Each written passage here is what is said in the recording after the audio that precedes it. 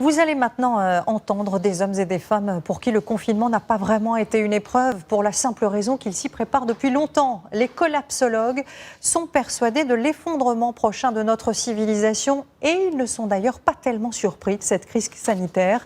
Écoutez ce qu'ils en pensent au micro d'Axel Monnier, Marc de Chevigny et Vincent Piron. Dans ce potager... Dans sa maison bretonne, l'ancien ministre Yves Cochet est en partie autonome. Ici, c'est mâche et oignon. Du point de vue de la permaculture, il faut mélanger les plantations de telle manière qu'elles cèdent l'une l'autre. Potager, électricité, eau et même transport grâce à ces 2 chevaux de trait et ces 2 calèches pour parer à toute catastrophe pétrolière. Alors ça, c'est pour 4 personnes, disons, de devant, de derrière. L'ancien député est devenu l'un des visages de la collapsologie, une théorie de l'effondrement de la civilisation.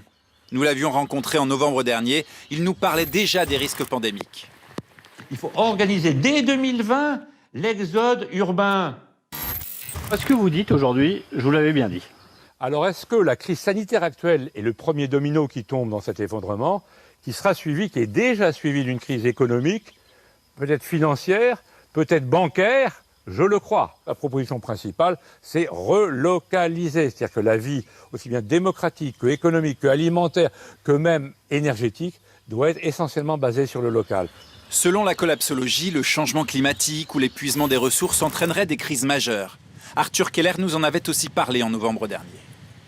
Soit on ne l'anticipe pas parce qu'on se croit invulnérable et on se rend vulnérable, parce qu'on va la subir d'un seul coup et ce sera le chaos.